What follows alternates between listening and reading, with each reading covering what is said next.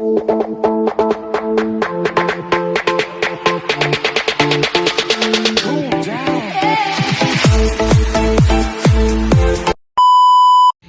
morning, Tamboli, Lapu-Lapu City, Philippines. Ay, kacharat. So, ganito ang view dito sa Tamboli kasi andito ako sa Tamboli nagstay. Yan. So, napakaganda ng kanyang palibot na ng surround niya. So, wala pa lang ako talagang time mag-explore na pumunta mo lang sa dagat dahil busy ang Kigol. So, today guys, mag-check out tayo dahil travel tayo, pupunta tayo, uwi tayo ng Bantayan Island.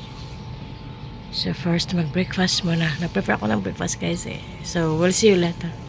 So that's the end. Okay, have to say bye. Alis na kami dito sa Tamboli. At mabiyahe kami sa Bantayan Island. Okay? Medyo matagal lang hindi ako nakauwi guys sa Bantayan. Hindi ko alam, ilang years na. Kasi mga 5 years. Something like that. So ito, wala man akong chance mag-explore sa labas. No, walang time kasi busy mo ng Kigol. So we are here. Punta na kami sa aming service. So ganito lang siya guys to. Wala talaga akong wala akong time para may pakita ko sa inyo yung palibot. So dito lang kami sa Tamboli lang stay. Dumaan muna kami dito sa beach para makapag-roaming naman, no.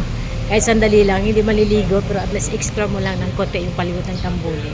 Andun si Merlin, si Cebu Philka na una. Good morning! O, diba? Sayang lang, hindi mo lang dito nakapag-explore. So, nandun ang pool nila at meron silang dagat doon sa unahan.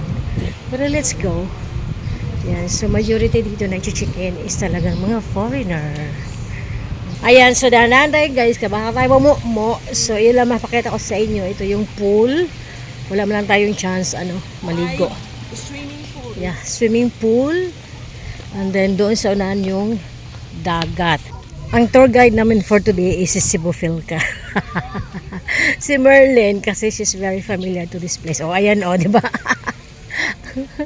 Uy, nandiyan si Manoy, nagswimming. Okay, so, lalakad tayo, punta tayo doon sa dagat. Tingnan natin. But anyway naman, sa Bantayan, marami din mga beaches doon. No? So, ito lang, konting explore lang para hindi naman masayang yung ating binayad kasi I stayed here for 2 nights, I think. Yeah.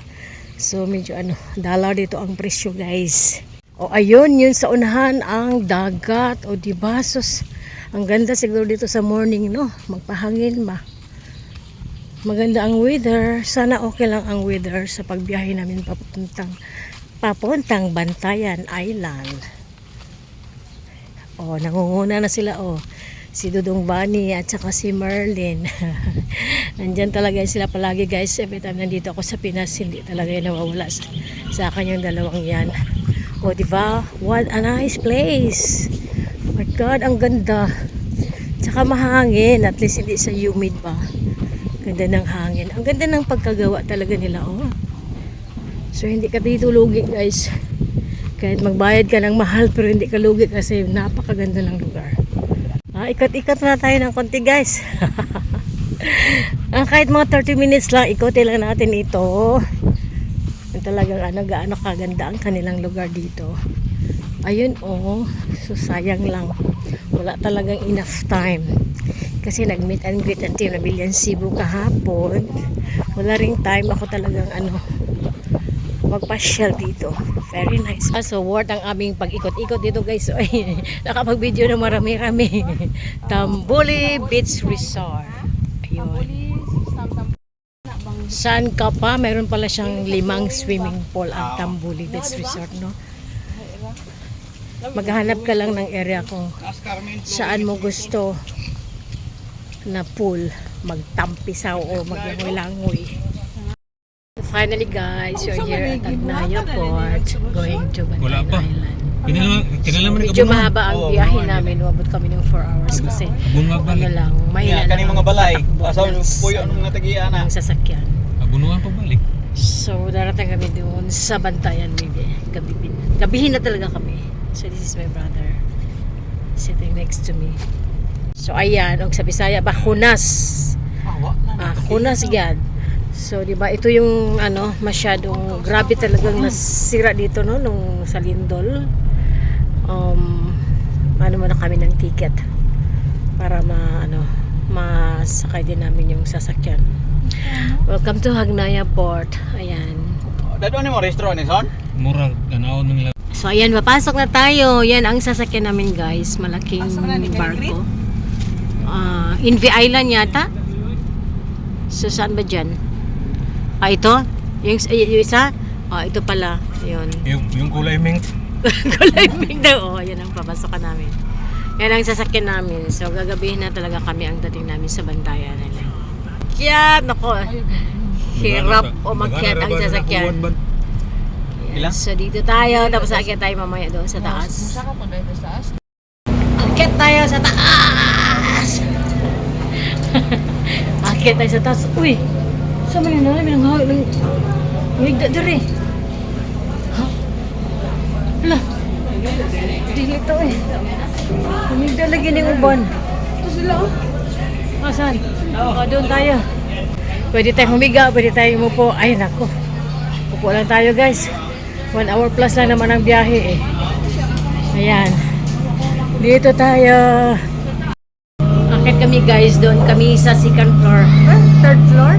Kasi mas doon. Mas mahangin. Compare dito. Sobrang init.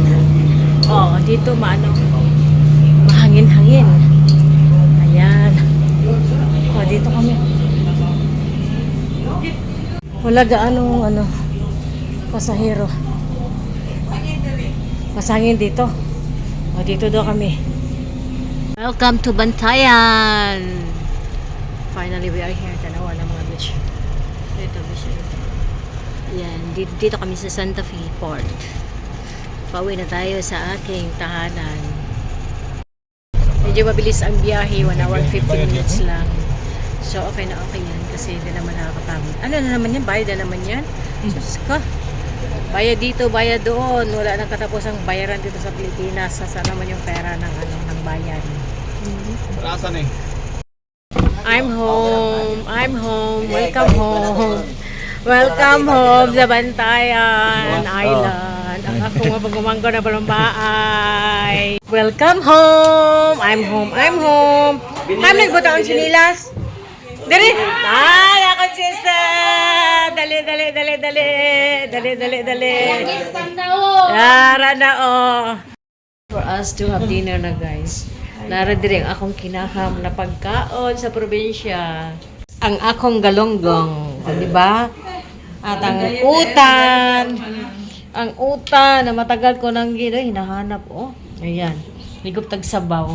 Huy, naapay kalabas. May kalabasa pa Yan, kalabasa na ginataan. At lumpia Shanghai.